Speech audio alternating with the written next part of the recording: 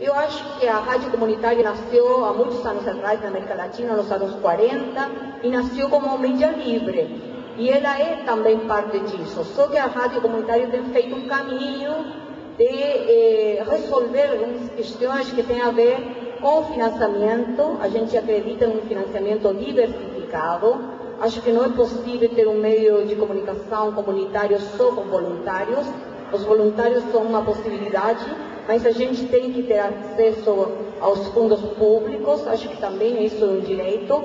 E se a rádio comunitária quiser promover publicidade, por que não?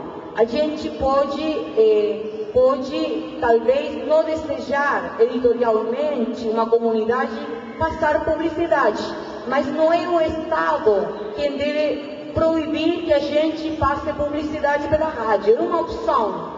Como é uma opção também, você tem uma rádio que seja uma grande rádio de cidade e que interprete a uma comunidade de interesses e não necessariamente uma comunidade local ou geográfica. A rádio comunitária não é só uma pequena rádio de um pequeno setor local, pode também ser uma rádio de uma capital, de um estado, de qualquer cidade da América Latina ou do mundo. E a gente tem experiências de rádios comunitárias que se autofinanciam de diversificadas formas, com fundos públicos, e isso não é uma novidade. Os meios comerciais, jornais comerciais na América Latina, eles vivem com o financiamento público que dão os governos. Na Argentina tem um caso, no Chile é outro caso, os governos dão publicidade pública para esses meios, quase que uma subvenção para eles, né? Então, eu acho que é um direito dos meios livres, comunitários, alternativos, independentes, também ter acesso à publicidade pública, e eu acho que é uma opção de ser feita. É um direito que nós temos, são recursos públicos de todos e todas. Eu acho que a rádio comunitária não pode ser compreendida se não é uma rádio em conexão com a comunidade. Tem que ser a rádio comunitária, é uma rádio que tem uma gestão coletiva, que tem uma editorialidade que faz parte dessa comunidade. Senão, não tem rádio comunitária, tem outra coisa, que eu não sei como chama, mas a rádio comunitária é isso. E acho que a relação entre isso e o mundo livrismo é uma relação que deve ser processada, e uma relação que tem que estar em permanente evolução. É isso. Obrigado, Maria. Porque a melhor forma de ocupar o espectro, a melhor forma é comunitária, é aquilo que está aberto, usando tecnologia digital, ela evita ruído, interferência. Então o que acontece? Se lá nos Estados Unidos eles estão liberando e as grandes corporações estão entrando na briga, aqui nós temos rádios comunitárias, nós temos que brigar, colocar na nossa pauta para que os espaços em branco sejam liberados para uso de tecnologia de radiodifusão digital. Então eu queria colocar essa questão aqui. Por quê? Porque agora eles não vão poder falar que derruba avião. Ué, por que nos Estados Unidos não derruba avião e só no Brasil derrubaria?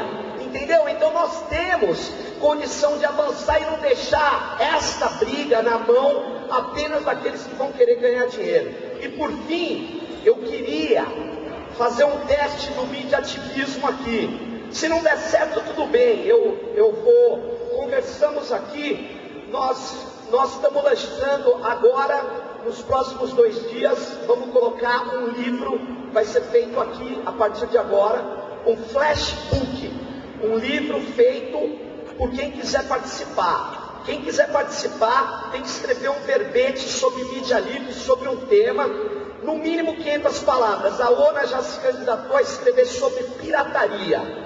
Eu quero escrever sobre anonimato. E as pessoas que quiserem escrever, nós vamos juntar esse livro numa coletânea e vamos explicar o primeiro livro feito de maneira flash, quick e rápida aqui.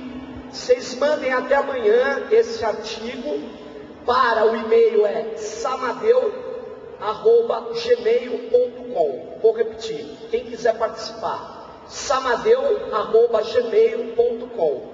No final, a gente vai continuar com esse livro disponível em Creative Commons, a licença mais permissiva dele, para poder ser retalhado, refeito e tal. Vamos ver se funciona. Se o mediativismo também tem ímpeto vamos dizer assim, de escriba, da gente ocupar a rede.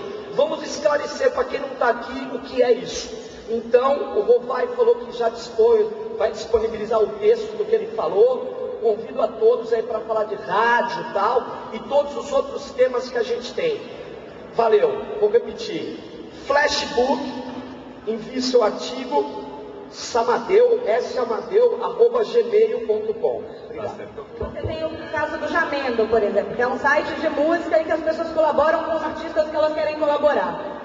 Quando a Raquel Moreno traz a questão de quem vai defender a nossa mídia livre, quem vai financiar e dar o suporte para a nossa mídia livre, tem que ser o próprio público, eu acho que existe a possibilidade da gente criar modelos de financiamento, hoje esses modelos em transição, exatamente o fato de nós não termos financiamento, não termos rabo preso em lugar nenhum, nos dá a oportunidade de experimentar modelos, e falta usar também. Então, quer dizer, quem é que vai garantir? Eu posso trabalhar com contribuições esporádicas, eu não preciso de assinatura mensal. Eu posso tentar trabalhar com que o meu público leitor me ajude a me financiar, ajude a financiar a Viração, ajude a financiar a revista Fórum, ajude a financiar o blog de sei lá quem. Outra coisa do modelo, quando a gente fala a questão do Estado, se você trabalha com a ideia de fundo público, você não está falando de dirigismo estatal em relação à mídia pública, à mídia livre. Você está falando de um fundo que pode ser administrado em gestão coparticipativa de Estado, sociedade civil, etc. Você tem vários modelos de gestão de fundo público. Você tem o FUST, que não foi utilizado, foi criado para universalizar os serviços de telecomunicações e até hoje nunca foi utilizado. Você tem um imposto na sua conta telefônica todo mês que você paga e que não vai para democratizar o acesso à telefonia. Então, só isso para falar de financiamento, da importância de você ter modelos mistos de financiamento, mas ainda assim, é importante que o Estado garanta a existência de uma mídia pública e livre e que você possa fazer, ele precisa garantir isso como política de Estado. O medialivrismo não precisa se referenciar no Estado. Aliás, ele não se referencia no Estado. A construção do movimento vem se dando, apesar, inclusive, de alguns governos que têm tentado limitar a nossa ação. É ao contrário. Agora, o Paulo da Viração deu um exemplo aqui, que é bastante interessante para a gente ver como quando a gente também não vai exigir o que é nosso dentro do Estado, vai alguém e faz isso em nome da gente. O exemplo da Nova Escola é um exemplo gritante de um assalto ao Estado. A Nova Escola chegou a 1 milhão de exemplares porque os governos compram aproximadamente 900 mil exemplares da Nova Escola. Ela é completamente subsidiada pelo Estado, por governos federais, estaduais e municipais, ou seja, pelo meu, pelo seu e pelo seu dinheiro. Pelo dinheiro de cada um de nós, que faz subsidiar uma publicação da editora Abril, para fazer o quê? Para ensinar os professores a darem aula. Logo, a editora Abril, que publica a revista Veja, que é a revista mais venal, a publicação de jornalismo mais venal do Brasil. Bom, então, essa contradição muitas vezes aparece. As pessoas querem que o medialivrismo se torne. Dizer que ele é livre não significa dizer que ele não é público também. E que ele presta serviço público. E ele, ao fazer ação pública, pode sim ter apoio público. Pode e deve ter apoio público. E medialivristas não são organizações, não são empresas, necessariamente. Esse edital do ponto de mídia livre, que vai ser discutido e lançado no fórum no dia 29, é isso, é um exemplo claro disso. Ou seja, podem se candidatar a receber recursos públicos, pessoa física e organização não governamental. Não necessariamente é preciso ser uma corporação, ao contrário, não deve ser uma corporação. O rádio derruba avião, e eles não vão divulgar porque quem está lá é a Globo, é a Record, é a Manchete, é a Bandeirantes, etc, etc, etc. Ou seja, são eles os que causam interferência e divulgam como sendo as rádios comunitárias para jogar as comunidades e a Polícia Federal contra nós. E a outra questão é a questão que essa relação com o Estado, a gente não tem que ver só de uma relação financista, né, pelo lado econômico, pelo lado financeiro. Nós temos dificuldades E nós tivemos dificuldades, por exemplo, para fazer com que o serviço de radiodifusão realmente comunitária, com o conceito que nós construímos, que nós defendemos, chegasse às localidades. Por quê? Porque nós sempre nos autofinanciamos e nós não tivemos pernas para fazer frente às grandes organizações como a igreja, né, como os próprios partidos políticos, como os cabos eleitorais, como o poder econômico. Nós não tivemos como fazer isso. Aí haveria necessidade de o Estado ter participado e cumprido a própria lei que ele criou, de que o Estado seria responsável pela capacitação das comunidades para o novo serviço que estava sendo criado. Então ficou só na nossa mão e nós não tivemos condições para chegar a isso apenas com o autofinanciamento. O Estado tem que ter a intervenção também para poder garantir a universalização do acesso à tecnologia. Nós optamos por uma tecnologia que tivemos os próprios criadores da tecnologia como aliados, que foi a tecnologia FM. Hoje, por exemplo, nós inclusive discutimos, estamos em debate interno no Abraço, se nós vamos apoiar ou não a digitalização da radiodifusão para as rádios comunitárias, a inclusão das rádios comunitárias na questão da digitalização.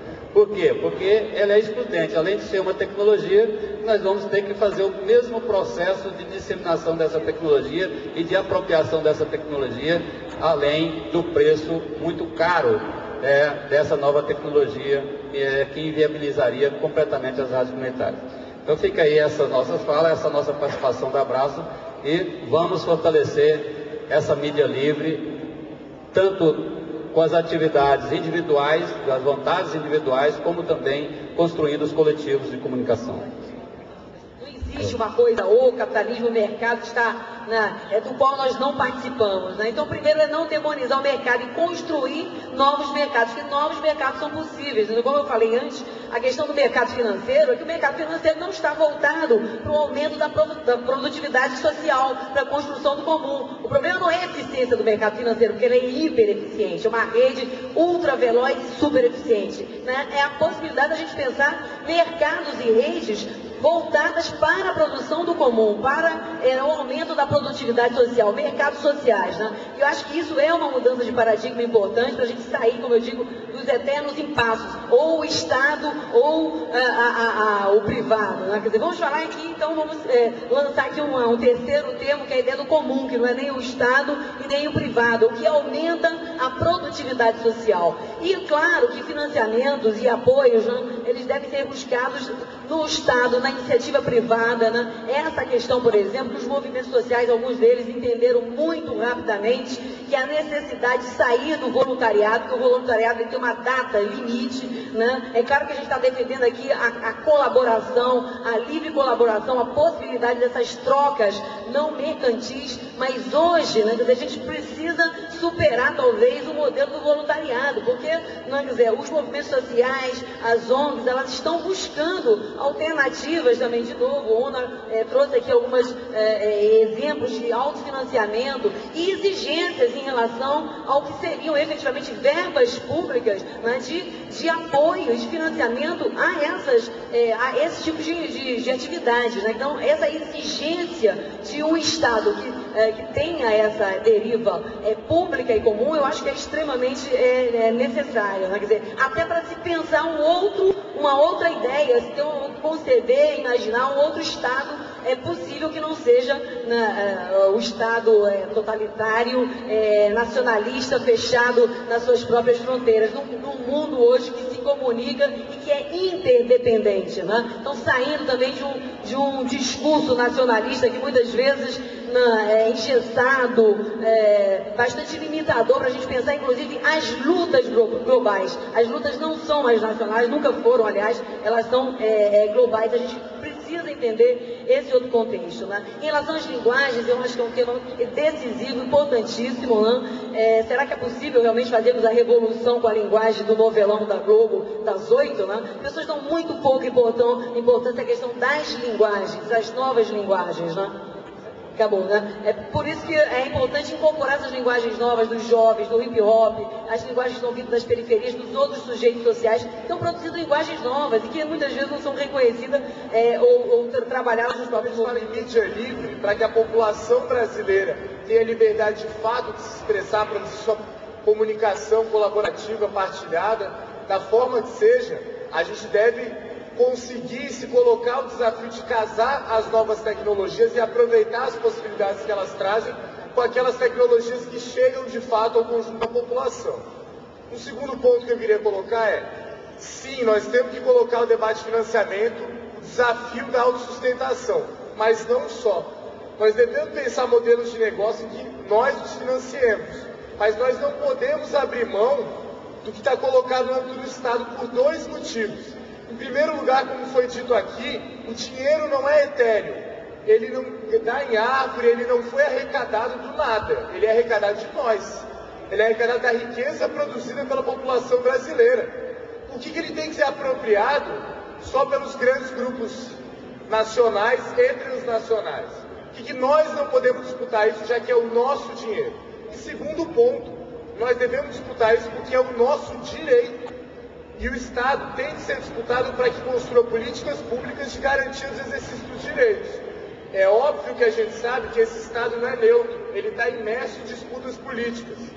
A questão é, vamos abandonar o nosso lado da disputa política e deixar que toda essa riqueza arrecadada do povo brasileiro seja apropriada exclusivamente por quem só visa o lucro? Acho que não. Acho que nós temos que fazer essa disputa. Ainda mais porque a gente está falando de uma economia da informação que tem características muito peculiares. Tem uma contradição que, ao mesmo tempo que essa informação pode ser reproduzida de maneira ao infinito e com baixos custos, há um custo de distribuição que é muito alto. Não é fácil fazer chegar a internet nos rincões do país. Não é fácil fazer com que as nossas produções audiovisuais, para além dos repositórios como o YouTube, cheguem no conjunto da população. Jonas. E exatamente para finalizar, por causa desses altos custos, é que há barreiras à entrada nesse mercado. Nós precisamos desfazer isso e combater para que a gente consiga reequilibrar de modo que a mídia livre tenha um papel de fato protagonista na produção e circulação de informação. Obrigado, Jonas.